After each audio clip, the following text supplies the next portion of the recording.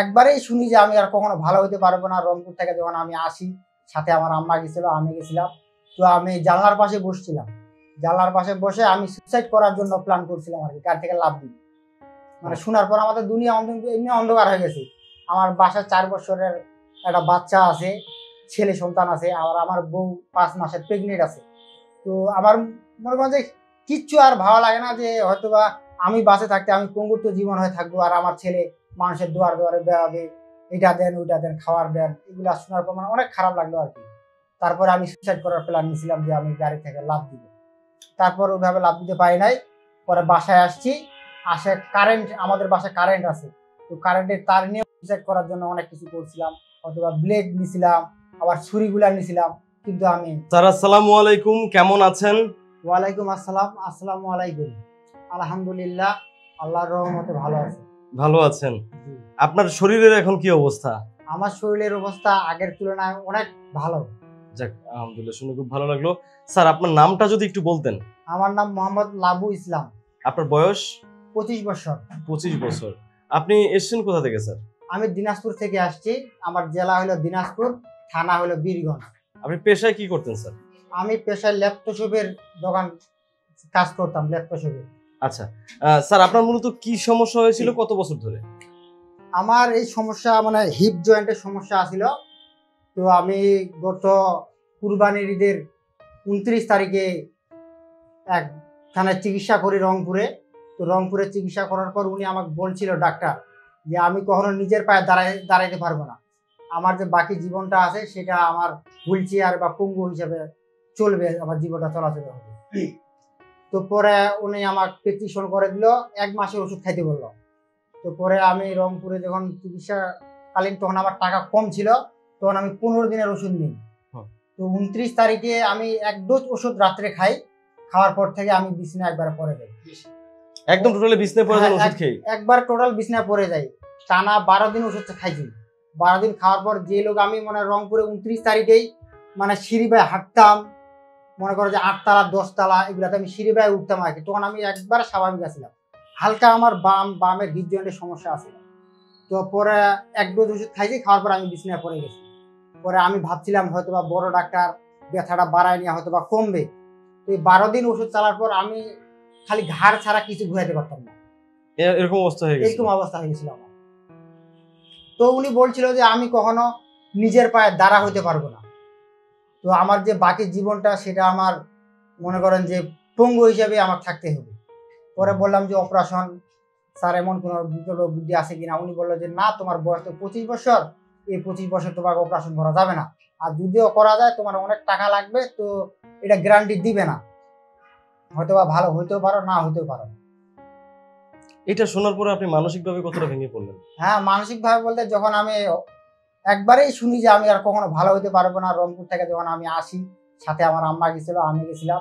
তো আমি জানলার পাশে বসছিলাম, জানলার পাশে বসে আমি সুইসাইড করার জন্য প্ল্যান করছিলাম আর কি, গাড়ি থেকে লাফ দিই। মানে শোনার পর আমাদের দুনিয়া এমনি অন্ধকার হয়ে গেছে। আমার বাসায় 4 বছরের একটা বাচ্চা আছে, ছেলে সন্তান আছে, আর আমার বউ 5 মাসের প্রেগনেন্ট আছে। তো আমার মনে করেন যে কিচ্ছু আর ভালো লাগে না, যে হয়তোবা আমি বাসে থাকতে আমি পঙ্গুত্ব জীবন হয়ে থাকবো, আর আমার ছেলে মানুষের দুয়ার দুয়ারে বেড়াবে, এটা দেন ওইটা দেন, খাবার দেন। এগুলো শোনার পর মানে অনেক খারাপ লাগলো আর কি। তারপরে আমি সুইসাইড করার প্ল্যান নিয়েছিলাম যে আমি গাড়ি থেকে লাফ দিব। তারপর ওইভাবে লাফ দিতে পারি নাই।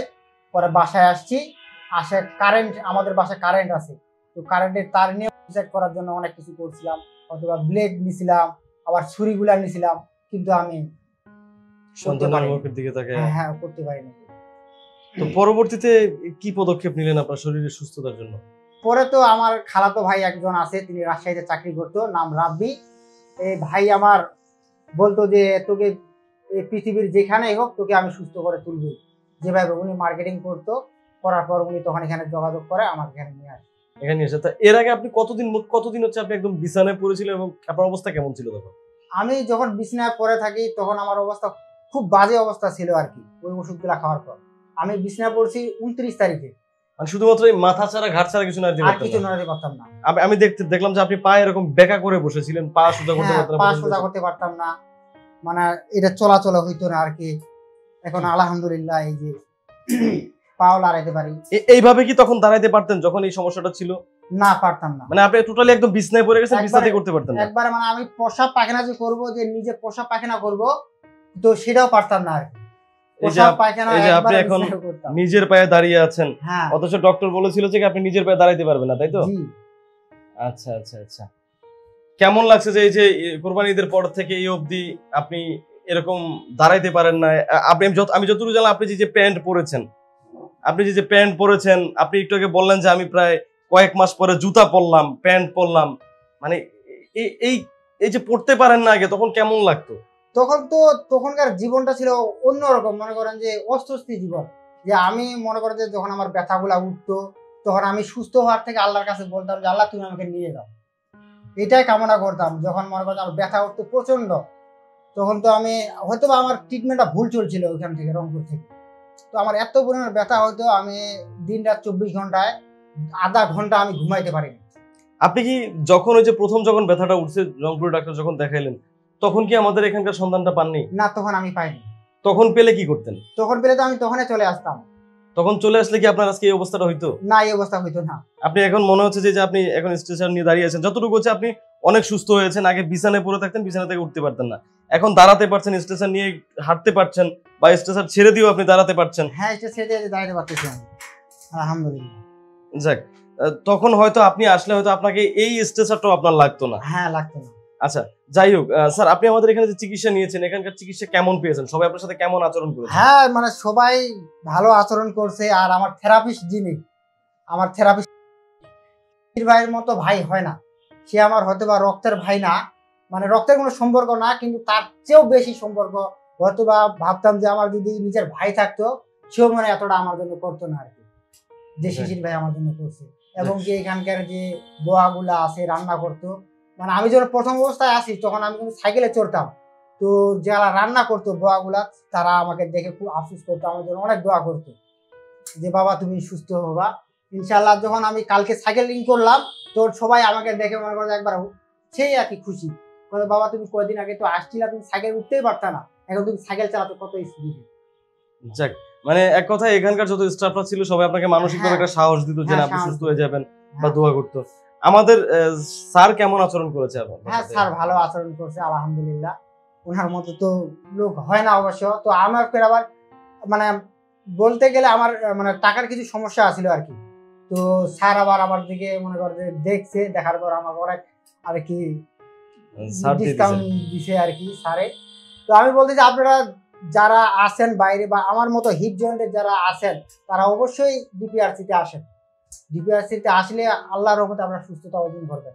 আর আমি বিশেষ করে বলতে চাই যে আমাদের গ্রামে যে শহরগুলো আছে বড় বড়, এই শহরগুলো যে বড় বড় ডাক্তারগুলো আছে, ডাক্তারের উদ্দেশ্যে বলতে চাই, আপনাদের যত মানে যে রুগী হোক না কেন, হয়তোবা 2-1 দিন পরে বাঁচবে বা 2-1 দিন আগে মারা যাবে, কিন্তু কেউ সুস্থ হবে এইভাবে বলা যাবে না। এইভাবে যেন ডাক্তারগুলো না বলে, এই জন্য আমি খুব আপনি আর কখনো কোনোদিন নিজের পায়ে দাঁড়াইতে পারবেন না, এই কথাগুলো আসলে এটা উচিত। কারণ ডাক্তারদের উচিত হচ্ছে যে রোগীকে মানসিকভাবে সাহস দেওয়া। সেখানে যদি এই কথাগুলো বলে রোগীরা মানসিকভাবে অনেকটা ভেঙে পড়ে। যেমন আমার ক্ষেত্রে যে অন্য কেউ হয়তো সে মনে হয়তো থাকতোই না, কিন্তু আমিও তো অনেক চেষ্টা করছি মারা যাওয়ার জন্য, কিন্তু আল্লাহ আমাকে এখানে রাস্তা দেখাইছে বলে আজকে আমার নিজের পায়ে দাঁড়াতে পারতেছি। মানে এখন আমি এত পরিমাণে খুশি যে আমি নিজের পায়ে দাঁড়াচ্ছি। মানে যে আপনার মাও তো আপনার সাথে ছিল, তিনি আপনি একটু আসেন না, আসেন আপনার ছেলের পাশে একটু দাঁড়ান দেখি। এই যে এই মানুষটা সেই প্রথম যেদিন আসছিলাম, উনি আমাকেও বলেছিলেন, আমি যখন রোগীর সাথে দেখা করতে আসছিলাম, বলেছিলেন যে আমার ছেলেটার জন্য দোয়া করবেন, আল্লাহ যেন সুস্থ করে দেয়। কেমন লাগছে যে আপনার ছেলে আজকে নিজের পায়ে দাঁড়াচ্ছে? কেমন লাগছে? আমার ছেলে সুস্থ হয়েছে আজকে, মনে করেন আমার দুনিয়াটা আলো হয়ে গেছে। আলো হয়ে গেছে। এই যে আমি দেখলাম যে উনি একদম বিছানায় পড়েছিল, পা সোজা করতে পারতো না, তখন কেমন লাগতো ছেলেকে দেখে? ছেলেকে দেখে আমি সবসময় কান্দি, সবসময় কান্না করি, নামাজ কালাম পড়ে সবসময় কান্না করি। আজকে অনেক ভালো লাগছে, আজকে অনেক ভালো লাগছে। এই মানুষটাকে কখনো কষ্ট দিবেন না, মা সবার উপরে। আপনাকে অসংখ্য ধন্যবাদ, আপনাকেও ধন্যবাদ। সুস্থ থাকবেন। আমি আরেকটু তো আমি আবার এই যে আমাদের এই যে আপনাদের ডিপিআরসি হাসপাতাল, শফিউল্লাহ প্রধান স্যার, এই প্রধান স্যারের উদ্দেশ্যে ডিপিআরসি যারা আমাকে সাহায্য সহযোগিতা করছে এবং কি আমার ট্রিটমেন্ট করছে, এদের জন্য একটা সুখবর আছে। হ্যাঁ এটা শুনতে চাই, বলেন। সুখবর বলতে যারা এখন পর্যন্ত আমার মনে হয় না যে এটা কেউ দিছে আর কি এদেরকে।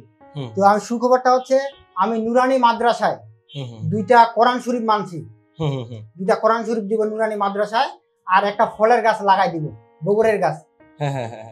যতদিন ফল খাবে মাদ্রাসার পোলাপান গুলা ততদিন এরা সওয়াব পাবে। যাক, শুনে খুব খুশি লাগলো। যতদিন এই কোরআন শরীফ 2টা মানে ছেলেমেয়েগুলো পড়বে মাদ্রাসার, তারা ততদিন সওয়াব পাবে ডিপিআরসির নামে। আমি আপনাকে অসংখ্য ধন্যবাদ। আপনি আমরা দোয়া করি আপনি আরো সুস্থ হন, আরো ভালো থাকেন, এবং হচ্ছে যে অবশ্যই নিজের খেয়াল রাখবেন, আমাদের জন্য আরো দোয়া করবেন, স্যার আমাদের স্যারের জন্য দোয়া করবেন, স্যার জন্য এইভাবে আরো আপনাদের সেবা দিয়ে যেতে পারে। ভালো থাকবেন, সুস্থ থাকবেন, আল্লাহ হাফেজ, আসসালামু আলাইকুম। ওয়ালাইকুম আসসালাম, আসসালামু আলাইকুম। ডিপিআরসি লিমিটেড, আস্থা, বিশ্বাস ও নির্ভরতায় অবিচল।